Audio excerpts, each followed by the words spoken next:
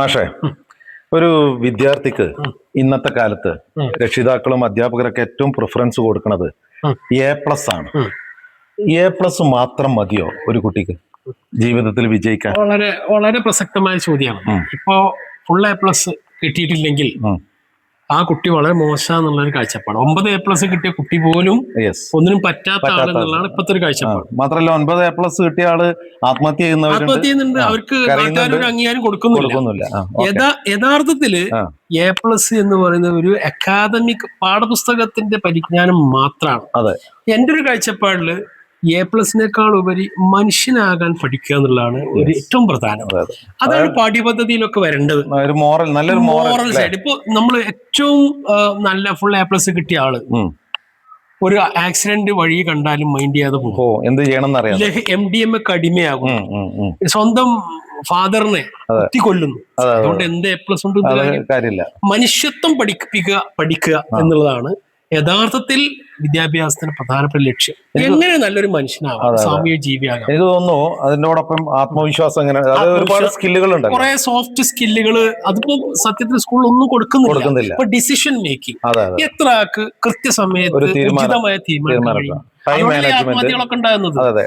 Time management, self esteem, regularity, punctuality പോലുള്ളതൊന്നും ഇല്ലാതെ full A+ കിട്ടിയത് ഒരു കാര്യമില്ല എന്ന് തന്നെയാണ് എന്റെ. അതുപോലെ യുക്തിചിന്ത, റീസണിങ്, അതുപോലെ ക്രിട്ടിക്കൽ തിങ്കിങ്, ഇതെല്ലാമാണല്ലേ കുട്ടികൾക്ക് വേണ്ടത്. പുതിയ പാഠ്യപദ്ധതി കുറെ അതിനൊക്കെ സപ്പോർട്ട് ചെയ്യുന്നുണ്ടെങ്കിൽ പോലും ക്ലാസ് റൂമിൽ അത് എത്ര കിട്ടുന്നുണ്ടെന്നുള്ളത്. എങ്ങനെ ഒരു നല്ല സാമൂഹിക ജീവി ആവണം എന്നുള്ള കുട്ടിക്ക് കൊടുക്കും. മാഷ്, നമ്മളിപ്പം നിൽക്കുന്നത് മാഷ് സ്കൂളിലാണ്. ഈ സ്കൂളിൽ വെച്ചിട്ടാണ് പ്രിയപ്പെട്ട പ്രേക്ഷകരെ അഷ്റഫ് മോളയിൽ എന്ന് പറയുന്ന ഈ മാതൃകാ അധ്യാപകന് അവാർഡ് കിട്ടിയത്, സ്റ്റേറ്റ് അവാർഡ് കിട്ടിയത്. അതിന്റെ വരാന്തയിലാണ്, അതിന്റെ സ്റ്റേജിന് തൊട്ടടുത്താണ് ഞങ്ങൾ നിൽക്കുന്നത്. പിന്നെ ഈ സ്കൂളുമായിട്ട് ബന്ധപ്പെട്ടിട്ട് പിന്നെ പുതിയ കാലത്ത് ഒരുപാട് വെല്ലുവിളികളൊക്കെ ഉണ്ട് ഇന്നത്തെ കാലത്ത് വിദ്യാഭ്യാസ രംഗത്ത്. ഈ സ്കൂളുമായിട്ട് ബന്ധപ്പെട്ട അനുഭവങ്ങളും ഇന്ന് ഒരു അധ്യാപകൻ എന്ന നിലയിൽ, അധ്യാപകർ ഇപ്പം ഒരു വിദ്യാർത്ഥി മാഷ ചൂണ്ടിയിട്ടാണ് പറഞ്ഞത് എന്റെ സ്വഭാവം നിങ്ങൾക്ക് അറിയില്ല, പുറത്തേക്ക് ഇറങ്ങാൻ വേണ്ടി കാണിച്ചു തരാന്നുള്ളത്. അപ്പൊ എന്താണ് ഇന്ന് നിങ്ങൾ അധ്യാപകർ നേരിടുന്ന വെല്ലുവിളി, ഈ സ്കൂളിനെ കുറിച്ചും ഇവിടുത്തെ അധ്യാപകരെ കുറിച്ചും? 2021 ഞാൻ ഈ സ്കൂളിൽ വരുന്നത്. 5 വർഷമായി. യഥാർത്ഥത്തിൽ ഇതിന് മുമ്പും സ്കൂള് വളരെ മികച്ച സ്കൂൾ തന്നെയായിരുന്നു. ഇഷ്ടംപോലെ നല്ല മികച്ച അധ്യാപകരൊക്കെ ഇവിടെ ഉണ്ടായിട്ടുണ്ട്. പക്ഷെ ഞാൻ വന്ന സമയത്ത് ഭാഗ്യവശാൽ എനിക്ക് പറ്റിയൊരു ടീമിനെയാണ് ഇവിടെ കിട്ടിയത്. അതുകൊണ്ട് തന്നെ സമൂലമായ ഒരു മാറ്റം അക്കാദമിക രംഗത്തും അതുപോലെ ഭൗതിക രംഗത്തും ഇവിടെ മാറ്റം വരുത്താൻ പറ്റി. എനിക്ക് തോന്നുന്ന ഒരു കാര്യം, ഇപ്പൊ മാഷയ ഒരു അവാർഡ് പോലും ഇപ്പം സാധാരണ സ്കൂളുകൾ പറയാറുണ്ട് 100-80-20 എന്ന് പറഞ്ഞൊരു ഫോർമുല ഉണ്ട്. ഒരു സ്കൂളിൽ 100 അധ്യാപകരുണ്ടെങ്കിൽ അതിൽ 20 അധ്യാപകരായിരിക്കും എല്ലാ കാര്യങ്ങളും ഓടിച്ചേർന്ന് ചെയ്യുന്നത്. ബാക്കി 80 പേര് സ്ലീപ്പിംഗ് ആയിരിക്കും. പക്ഷെ മാഷ ഒരു വിജയത്തിന്റെ പിന്നില് ഇതും കൂടി ഉണ്ട്. GMUP സ്കൂളിലെ എല്ലാ അധ്യാപകരും ഫുൾ ടൈം സപ്പോർട്ട് തന്നുകൊണ്ടാണ് ഞങ്ങൾ ഇവിടെ നടപ്പിലാക്കിയ 2 പ്രധാനപ്പെട്ട അക്കാദമിക് പദ്ധതി. ഒന്ന് സ്മാർട്ട് സ്പേസ്, അതായത് പഠനത്തിൽ പിന്തുണ ആവശ്യമുള്ള കുട്ടികൾക്ക് വീട്ടിൽ പോയി പിന്തുണ നൽകുന്ന പദ്ധതിയാണ് സ്മാർട്ട്.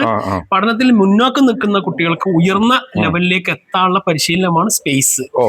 അതോടൊപ്പം തന്നെ സ്കൂളിൽ വരുത്തിയ മാറ്റം ഞാൻ നേരത്തെ പറഞ്ഞല്ലോ, എല്ലാ ക്ലാസ്സിലും സ്മാർട്ട് TV, ഒരു OV വിജയൻ സ്മാരക ഡിജിറ്റൽ ലൈബ്രറി, 40 കമ്പ്യൂട്ടർ അടങ്ങിയിട്ടുള്ള മൾട്ടിമീഡിയ ലാബ്. അത് ഞാൻ മനസ്സിലാക്കിയത് തീർച്ചയായും അരീക്കോട്ടത്തെ നല്ലവരായ മുഴുവൻ ആളുകൾ ഓരോ കമ്പ്യൂട്ടർ ഓരോ നല്ല സംഖ്യ തന്നിട്ട്, അതാണ് നമ്മളെ ഏറ്റവും വിജയം. സമൂഹം, ഇവിടുത്തെ പൂർവ്വാധ്യാപകര്, പൂർവ്വ വിദ്യാർത്ഥികളെല്ലാം അതിന്റെ ഭാഗമായിരുന്നു. ഈ ടർഫ്, അങ്ങനെ കുറെ ഭൗതിക സാഹചര്യങ്ങളും അക്കാദമിക്കും മാറ്റം വരുത്തി. ഇപ്പൊ ഈ കഴിഞ്ഞ വർഷം നമ്മൾ LSS USS മികച്ച വിജയം നേടാൻ പറ്റി. തൊട്ട് മുമ്പത്തെ വർഷങ്ങളിൽ കുട്ടികളുടെ എണ്ണം കൂടി.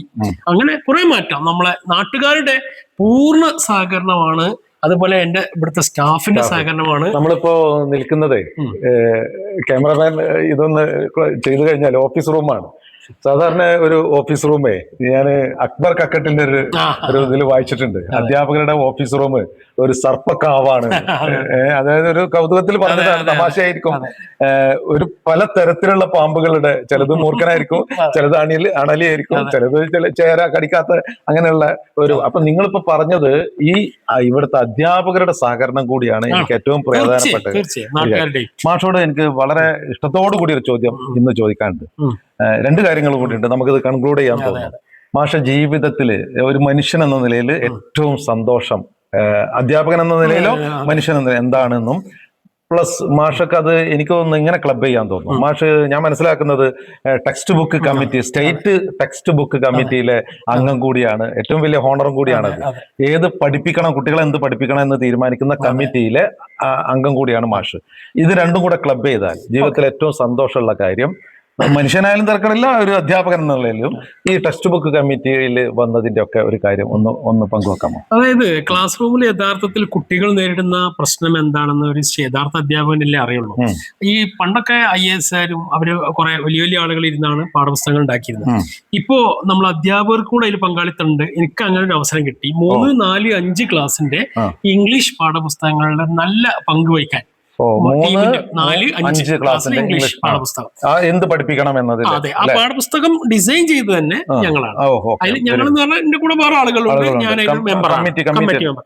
എന്റെ ഒരു ഭാഗ്യം എല്ലാരെ പോലെയല്ല. അതില് B.Ed കോളേജിൽ പഠിപ്പിക്കുന്ന അധ്യാപകരുണ്ട്, അതുപോലെ ഡയറ്റ് ലെക്ചേഴ്സ് ഉണ്ട്, അതുപോലെ കോളേജിലെ പ്രൊഫസർമാരുണ്ട്. അതിന്റെ കൂടെയാണ് എനിക്ക് അവസരം കിട്ടിയത്. പക്ഷെ എനിക്ക് മാത്രം കിട്ടിയൊരു ഭാഗ്യം എന്ന് പറഞ്ഞാല് ഞാൻ ഉണ്ടാക്കിയ ആ പാഠപുസ്തകം സ്കൂളിലെ കുട്ടികൾക്ക് ട്രാൻസാക്ട് ചെയ്യാനുള്ള ഭാഗ്യം കൂടെ എനിക്ക് തന്നെ പഠിപ്പിക്കാനുള്ള ഭാഗ്യം, അത് വലിയൊരു ഇതാണ്. അതുപോലെ ഒരു അധ്യാപകൻ എന്നുള്ള രീതിയിൽ ഞാൻ മുമ്പ് 7ാം ക്ലാസ്സിൽ പഠിച്ച സമയത്ത് USS പരീക്ഷയ്ക്ക് എന്നെ ഉൾപ്പെടുത്താതെ തള്ളിയ ഒരു അധ്യാപികക്ക് ട്രെയിനിങ് കൊടുക്കാനുള്ള ഭാഗ്യവും പിന്നെ അപ്പൊ ചില മൂർഖം പാമ്പുകളൊക്കെ ഉണ്ട് അല്ലേ, ചില ആളുകൾ. അന്ന് നമ്മൾ വളരെ മോശം തന്നെയാണ് അക്കാദമിക്, അവരെ കുറ്റം പറയില്ല.